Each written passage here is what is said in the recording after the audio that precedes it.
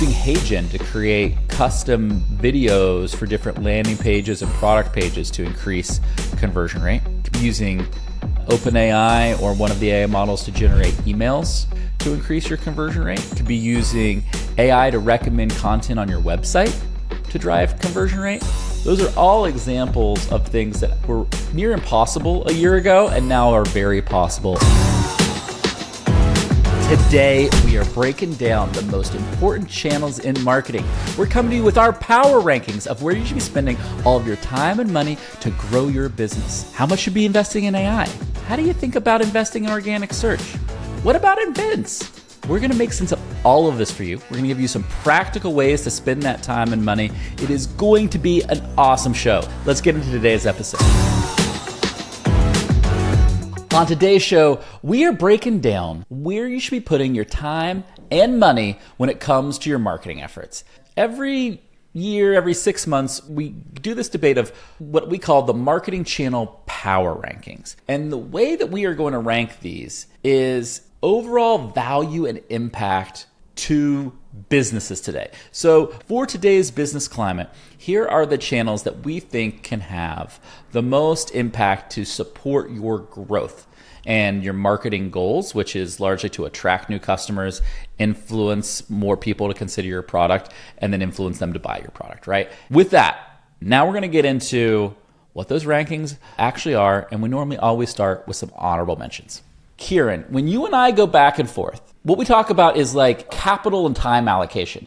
It's like, oh, we should be doing more of this thing, we should be doing less of this other thing. And it's like a constant debate.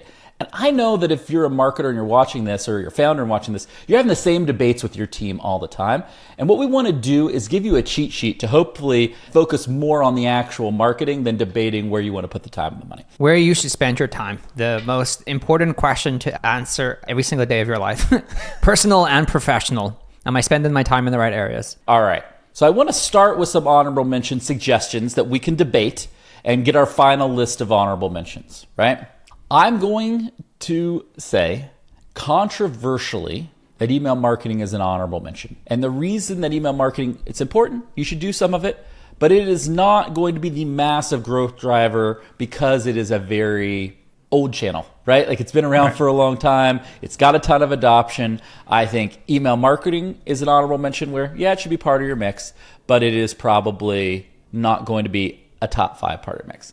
I would say the same thing with SMS and WhatsApp. I would say messaging overall, very important, but not top 5 for me. And I think that's where I would start with honorable mention.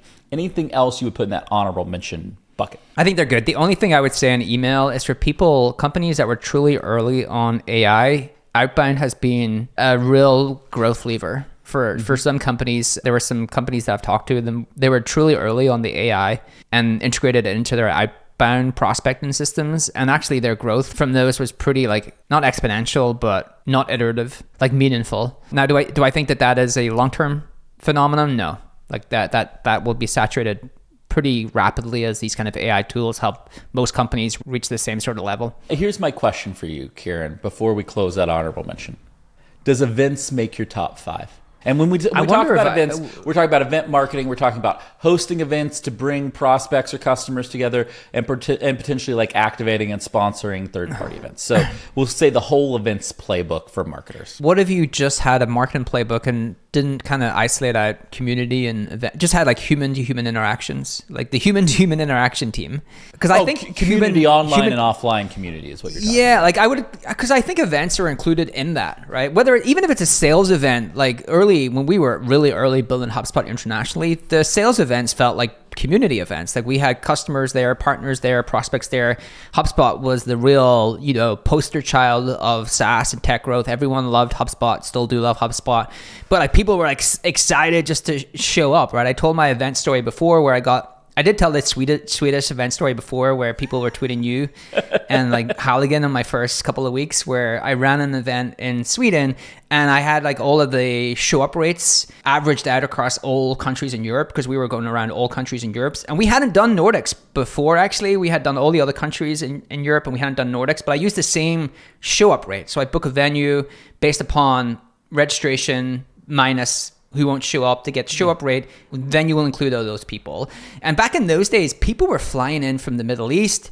People were flying in from all over Europe to come see HubSpot, which was great times. And dude, the Nordics people are so polite. They're such great people.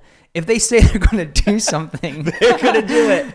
They're going to do it. And the show up rate, like the average show up rate, you go to UK for a free event, the average show up rate for a B2B event is like 30%. Yeah, you go to Nordics and it's like 80%.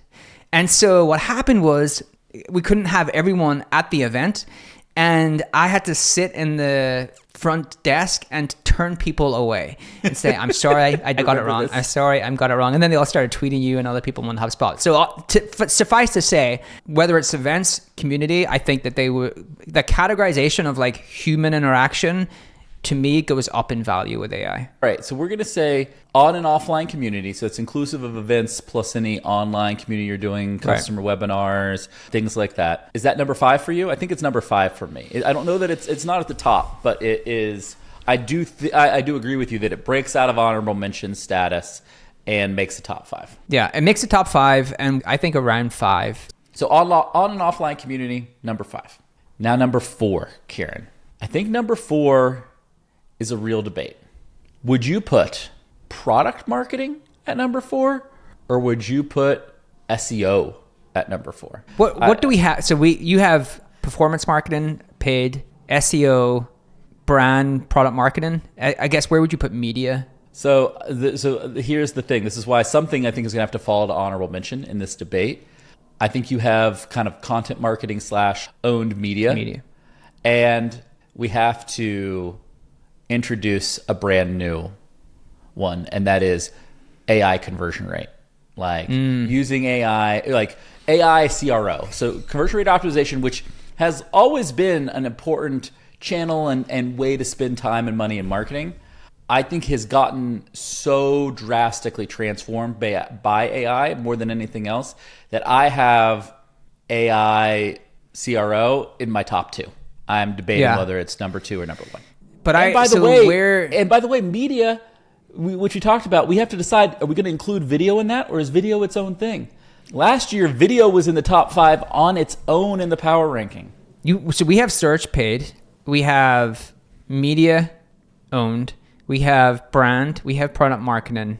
I would put video and media. We could pull it out and say like, but then you would have to pull out audio, right? You would have like text, media, audio. It gets really weird. There are a bunch of other distribution things that maybe we just won't put in there because they're not applicable to all businesses. I think the conversation number 4 is more a conversation around product or brand versus product marketing and SEO. I would still always put my core go-to-market, acquire customers, convert customers at the very top. I think you have to be a very special company for those things not to be always the most important things. I agree. Kieran, you're aware that we have a rap, right? That we have a stigma about us. I think the rap is transparently that we hate product marketing. Yes, I do not. It's in our top 5. I don't hate product marketing. We like product marketing. I think product marketing, I put product marketing, if you go all the way back to my power law, it was like near the top. The reason I'm saying product marketing or brand, it's in the top 5. The reason I would struggle to put it across above the core acquisition components is because the only companies that I think has the luxury of putting brand and product marketing above like core tactics to acquire and convert customers are companies with an incredible kind of freemium flywheel, which mean like a Dropbox or a Loom or some of these companies where the product itself help to acquire other users, and they could step back and say, and they do. I will tell you that all of the companies I've spoke to, all of the companies I've been involved with, from advisory investing, where I see you're able to invest a little earlier in brand and product marketing and a little deeper in brand and product marketing, is when you actually have this kind of product acquisition loop going on, where you actually have the product as a viral product. It acquires a lot of the users itself. Now, I still think product marketing and brand will be a staple of any company's marketing strategy because it's incredibly important and will get more important as everything gets commoditized. But the reason I said, hey, I think the argument is between product and brand marketing is because if you argue against product marketing and search, to me, you're debating whether you need to acquire customers or position your product correctly in the minds of your users. And I don't know if they're the same argument. You're thinking about it like kind of a strategy and order of operations. And I was kind of thinking about it like, In the value. totality of impact it can have on a business today, where would I rank it? Right. And I think if we're kind of using a blend of our two criteria, I think number 4 would be product marketing. I think it is still very important that you clearly articulate your product, its value proposition, who it's for, what it does. But it cannot be the number one thing that you spend time and money on. If it is the number one thing you spend time and money on, you're not going to be successful. I agree. Look, there are certain brands, you and I have talked about them. We're hoping to get the marketer behind them on the show. Yes. Like if you look at Crocs, if you look at the Stanley Cup, if you look at Terrence, who Liquid Death, who did Stanley and Crocs and is now president of Hey Dude, has an open invitation to come on the show. He is one of the top people legend. I want to talk to. That would tell you if you nailed your product marketing and product positioning, nothing else matters, right? But if you average it out across all of the companies, I think I would still put product marketing number 4 and put search somewhere higher. I think search is probably 3, right? Search is probably 3. Where are you putting brand? I'm interested to get your narrative on brand versus product marketing. This is the tough part of this conversation. If we're going to put product marketing 4, and we're going to put on and offline community 5, and we're going to put organic search at a search engine optimization, getting traffic from search engines, and I would say all search engines, Google, Bing, YouTube, TikTok, whatever it might be, but like content that is for the purpose of generating search would be number 3. I think that means we have to put paid in honorable mention. We're saying that paid performance marketing is similar to email marketing and messaging in that it's a core part of your strategy. It's just not going to be a huge growth lever. It's going to be maintaining your current growth trajectory, but you're not going to find a ton of upside and ton of improvement in performance marketing today. I think in the future, paid will go up the list as new platforms open up. But today, I think paid is honorable mention. That the returns are much more incremental, much more guaranteed, much more confined. Not that because it's not a very important channel, it's because the returns are too predictable and too incremental. Right, but still it should be a staple of any marketing strategy or marketing plan. Correct. Okay, so if we put paid down there, if you're thinking for the top 2 slots, we essentially have brand, we have owned media, and I'll put podcasts, text, and video in that owned media bucket, and we have AI conversion rate optimization, AI CRO. I think AI CRO is either 1 or 2. I think it's number 1. This is what I would share for everybody watching. We have at HubSpot right now, we have about 12 experiments in flight on AI CRO. We have like a huge amount of focus. We're doing weekly stand-ups on it. Like we are deeply focused. And when it works to a very high magnitude. Like that's the magic of it. It's not like a 10% improvement. It's like a 50, 60, 70, 80, 100% improvement. And that is a game changer to your marketing. The AI generated email to drive conversion rate that we're doing, for example, over control, it is converting 94% higher. So it's almost doubling the control in terms of conversion rate. And so because of this, and some of these experiments fail and you waste some time, but because the ones that work so well, you can afford to have the ones that fail, right? The returns are just so outsized. Like if you actually compare it, what you said about paid is like paid is a known entity, email is a known entity. Even with AI across email, you're probably still confined within a range because the open rates, the click-through rates, they're kind of somewhat... They're very stuck. The margin of differentiation there is very low. Does the AI change how you feel about email? AI CRO is applying AI to any of your channels to getting a big conversion rate upside. And so it's not, so what we're saying, if it's an honorable mention, you're probably doing it to some level, right? It's kind of like, it means it's kind of like steady as you go work versus like, oh, I might be investing more in it. If it's in the top 3 to 5, you're investing more or you're spending more time and effort on that thing, right? And so what we're saying is you kind of have your email program, but any more that you're going to invest to it is actually going to be in AI through conversion rate optimization. And that's why that I agree would be with number 1. That's number 1 for me. I think it is a moment in time where those results can be pretty significant because it's such a new technology and so few companies are actually taking advantage of it. So I definitely would have that number 1 as well. Which means that we're going to end up re-ranking this list because I'm feeling very conflicted already, my friend. Yeah, I'm feeling pretty conflicted because brand to me is pretty important. Owned media is pretty important. I think people will be screaming at us going like, hold on, Kieran, real quick, just for clarification for our listeners. Are we counting social media and owned media, or do we need to add a separate call out? I would put it into media.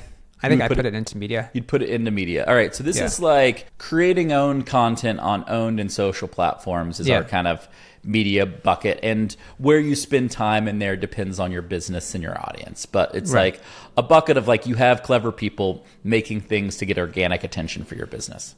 This is podcast, short form video, and YouTube, right? Like they're the places that actually have outsized returns or are the hard things to do. But if you can do them, it's really difficult for other companies to replicate because they're just the hard things to grow, right? That's the things in the own media that I think are truly the question marks. Like, should I really go after podcast, short form video across social and YouTube? Yeah, depending on your business, you might throw LinkedIn or a couple other social channels in there, because there are tons of companies that do really well on social. So I wanted to call that out and make sure that social is a part of both B2B and B2C.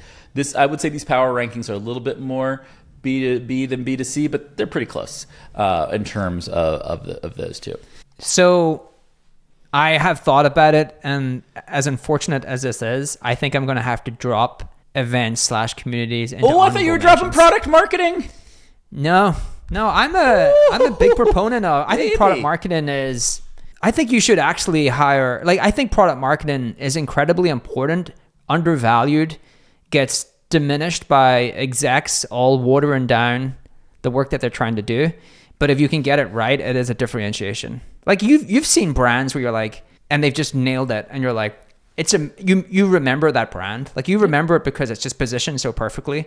And in a sea of like sameness, and we are in this sea of sameness, right? I don't know, like you probably see it all the time. And you get pitch tools and things to invest in all the time. There's just like a sea of sameness, and the sea of sameness is like really accelerated. Like we were going to be in a tsunami of sameness. Yeah. And I think the product positioning really matters, and product marketing is more than that, right? It actually helps launches, there's other things, but I think that is a really important thing to excel at. Okay. So our honorable mention category now, and at the very end, we'll sum up all of this, is on and offline community, it's email and messaging, and it's paid performance marketing. And we're saying number 5 now. I think we're going to move product marketing down to number 5.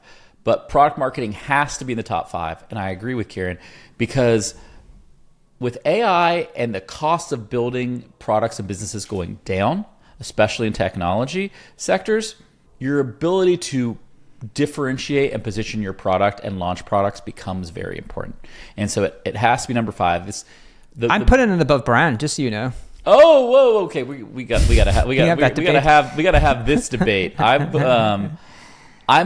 would put brand above product marketing. So now we gotta have the debate. I thought you would. I think your positioning is like, okay, like give me your pitch for brand being about product marketing, and then remember that we've sectioned out media, which I think sometimes does get thought of as brand marketing as well. That is actually my argument, Kieran, that if you're going to put media high on the list, that a really good owned media strategy drives in new customers, but also generates brand awareness. And so if you're putting that high on the list, you're saying you care and value brand awareness a lot. Through media. And so you then have to value brand marketing a lot. And then the other argument is the same argument we made for product marketing, which is in a sea of sameness, you need to differentiate, be the lovable, interesting, different brand in your market, and that makes brand marketing really important. We could say that brand and product marketing are kind of a combo deal, and they're 4 or 5 in whatever order, and we can argue about the order, but that is how I think about them. I think about brand a little higher in that, because I think brand it takes more time and effort to get right. And so I think you kind of need to put it higher up the list so that it gets the time and attention it needs to actually get your brand architecture right, get your messaging right, get your content right, do any brand ads you're doing right, all of those things. My pitch is, and maybe it's overly logical and overly strategic, is that if you had great brand marketing and per product positioning, you would probably not perform very well. But if you had great product positioning and per brand marketing, you would perform pretty well, because the other channels will still drive like momentum around those things that see your positioning. Is that and true? You would still probably. I think so. What's an example of that being? What's an example of that being true? Well, if you had great product positioning, if you like, let's say you had great brand marketing and lots of people came to your website and you were positioned really awfully, then no one converts, right? No one actually buys your product. No one talks to the salesperson. If you had great product positioning, then people still come to your website because they're going to find you through these other channels that we have stack ranked, like search, paid. They're going to find you through owned media. And so the positioning and the way that you launch and describe your product, I think drives a lot of will drive a lot of momentum for the company in a way where if it's not, it's a huge blocker, where I think you can actually get a pretty good amount of the way in terms of growth without investing in brand until the date where you can really afford to do it well. That is my pitch. Okay. Let me frame it this way and see if you agree. That the more complicated your product, the more important product marketing is. That's true. Right? And so if you have a Stanley Cup, then brand marketing is way more important than product marketing, right? Yeah, but if you have a complex software platform or pharmacy lab product or whatever, like product marketing is gonna be way more important, right? There's a 2x2 in there. There's definitely that's a whole nother show. Hit like and subscribe. This is a show brewing right there. So on average, because we're trying to do this rankings for all businesses, do you think there's probably more complex products than there are simple products, right? Yes. Yeah. And so if you think that, then you would put brand number 5 and product marketing number 4. Yes. Based B2C, on that you would logic. reverse those, and B2B, you would probably have that, right? I think B2B reversed. Yeah. Well, you would just B2C say simple reversed. product versus complex product. You'd swap those two. I love it. Yeah. Yeah. But for the sake of representing the world, we would say brand number 5, product marketing number 4, organic search number 3. We're saying owned media, which includes video, podcasts, text, social. Owned media number 2, and we're saying number 1 is AI conversion rate optimization. And I think last time we did power rankings, we didn't have AI CRO as a thing. We just had CRO, and I think CRO was 3 or 4. It was in the top 5, but it was not like number 1. And so it shows you how the market is shifting. That the search disruption search is still important, but it's not number 1. And that the number 1 thing on this list, Kieran, I think, if we do it right, whenever we do it, if we do it every 3 months, 6 months, 12 months, should be the thing that represents the most opportunity for a marketer for the next 6 to 12 months. Right? Exactly. And what we are saying is the thing that represents the most opportunity for a founder, marketer, business owner over the next 6 to 12 months is increasing your conversion rate through AI tools. And I want to give let's give some specific examples of that to close it out so that we can make it tangible for everybody. An example of that would be using HeyGen to create custom videos for different landing pages and product pages to increase conversion rate, right? And that might be pages that could now have a video that didn't. Could be a way of creating personalized videos for different types of visitors on your website to increase conversion rate. Could be using OpenAI or one of the AI models to generate emails, actual email text for your sales and marketing outreach to increase your conversion rate, right? Could be using AI to recommend content on your website to drive conversion rate. Those are all examples of things that I think were near impossible a year ago and now are very possible and have real upside because they exist. Yeah. Would you add anything else to that list? I think for a lot of businesses, even the fact that you can have now a chatbot that acts like a human, and this like goes for companies of one person can do this. They can just use one of these chatbots. You can upload the content about your product, about your services, about your company, and have that chatbot feel like a human and have live chat constantly on your website all the way through the customer journey. I think that works really well. The personalization of messaging at scale works really, really well. Like wherever you're having to message customers, being able to message them in a really personal way works really, really well. So, and I agree. I think that you can actually craft pretty incredible like BDR outreach programs through like video, a combination of video and text using AI. So, we did a whole show on that. Go check out the prospecting show we did. The cool thing is like all this stuff gets so much better with each model upgrade. And so if you do the work today and you have instrumented some of these things and they're like 20% gain, then who's to say that next time you just plug in the updated model, it's not like a 40% gain. So that's why AI CRO is number one. Why media is number two is because Kieran and I are big proponents of personality-led growth. That in the world of AI and conversion rate optimization and automation, that you do need humans and storytelling to differentiate your product and your brand. And that's why those two things are kind of bundled at 1 and 2, because we think they go together and are very, very complementary. SEO is still a massive way you get traffic, because that's at number 3. Number 4 is product marketing.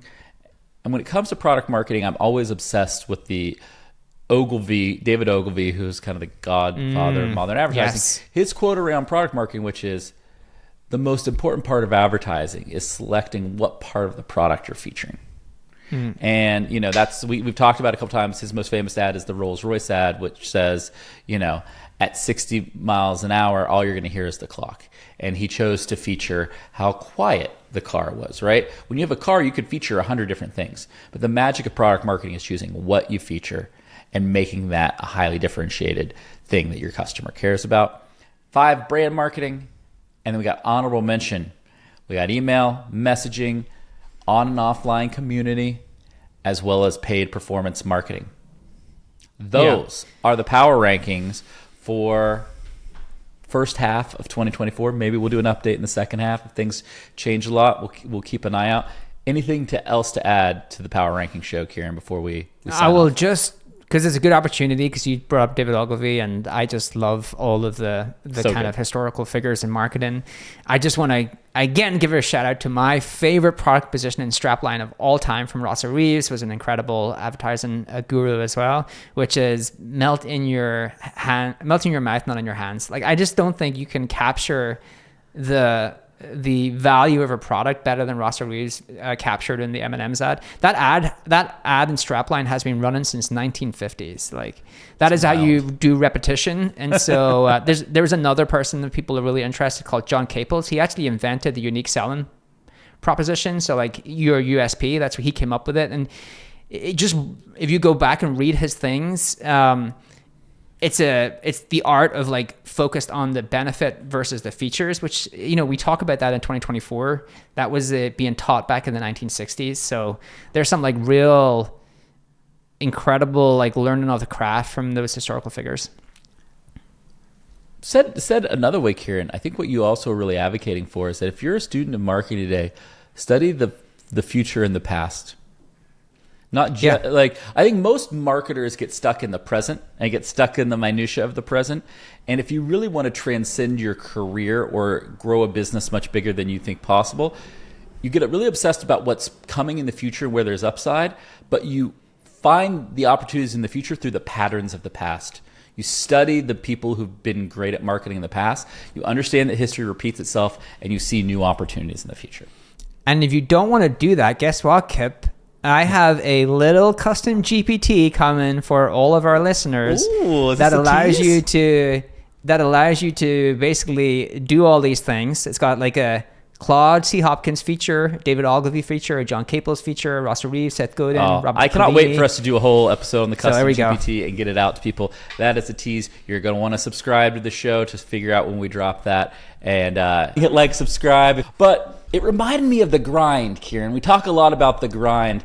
You have to compound the results of stuff over a long period of time, but there's 2 steps in that grind. One is when it's going really bad and like it feels like you're moving really slow and not getting a ton of results, staying optimistic and like just literally day after day being like, I got to do this, and if I do this enough day after day, it's going to work. That's step 1. And step 2 is when you get the high. Like, we just added like 5,000 YouTube subscribers in like a week. And for us, that's doing really good. When you get those highs, you have to get motivated by that and accelerate off of those highs, right? And regardless of what channels you're talking about, I think those 2 mindsets are really important to be successful long term. I think the first one is so important. I have had to learn that over time, which is when things seem like they're not going right, like just what are the solvable problems? Sometimes like what is the solvable problem that day? Like if I just do this thing, I get a smaller degree further towards the goal that I have. And then you should celebrate the wins. Like we've had a really great week on YouTube. We have been grinding it out on YouTube. You and I are determined to get to 100,000 subscribers. We've been told that you should just give up, like podcasts will not reach, you just not get there with a podcast. Like very few podcasts would actually reach those numbers. We're like 5,000 subscribers further towards that goal at the end of this week than we were the previous week, right? And before that, we're looking at it and we're saying, hey, it's not going fast enough, and you find a couple of things. And that is like embracing the grind. You know what I've been deep into this past week, where I've really like found my sweet spot in content at the moment. I have always loved movies, right? This is just something that I've grown up with from a very early age. You love movies. And I love like the marketing craft. I love entrepreneurship. And so you and I love the Founders Podcast. I've gone over and listened to every episode about a film director. So Steven Spielberg, James Cameron, George Lucas, Francis Ford Coppola. The Tarantino one was wild too. If Tarantino, I just bought the book based upon. I've listened to it and I just bought the book. But that is they are an example of people who just embrace the grind, like doing the hard thing. And the amount of problems that they have to solve along the way to bring their vision to life is like unbelievable. Like George Lucas, I think the first Star Wars drove him mad. One of my favorite lessons from Steven Spielberg was when he was creating Jaws or filming Jaws, the shark broke, right? They had spent all of their budget. They got this incredible mechanical shark. They called it Bruce. And during filming, the shark broke. Now, most people, they have spent all their budget on this thing. This was the whole centerpiece of the movie. They would just give up. Steven Spielberg is an incredible problem solver. He would go to bed at night. He would rewrite the script, and he rewrote the script to feature yellow barrels, right? So if you remember in Jaws, he had these yellow barrels tied to the shark, and that's how they would know Jaws was coming and where Jaws was. But the reason he did that was to solve the problem of actually having no shark at all. Just so you know, when you're watching Jaws, all there is yellow barrels bobbing about in the sea. And I think that's an incredible lesson for everyone listening to this, right? Are you a problem solver, or do you let problems stop you from doing the thing you truly want to do? Steven Spielberg is an incredible director and a successful person because he never let those problems stop him from crafting the vision that he had, and Jaws is an incredible example of that. That is a sick story of how you keep the grind going and you make progress no matter what. And if you don't have that mindset, somebody is going to beat you. Right? Like if you do not have the mindset of that you are going to focus and make progress every day, regardless of the impediments, someone else is going to come out ahead. And also, comment below. Let us know if you take issue with our power rankings. Is there anything that you think we forgot, or is there any order that you would shift around on the first half of 2024 power rankings? Thank you so much for checking out today's show. We'll be back again real soon with another episode. This data is wrong every freaking time. Have you heard of HubSpot? HubSpot is a CRM platform where everything is fully integrated. Whoa, I can see the client's whole history, calls, support tickets, emails, and here's a task from 3 days ago I totally missed. HubSpot. Grow better.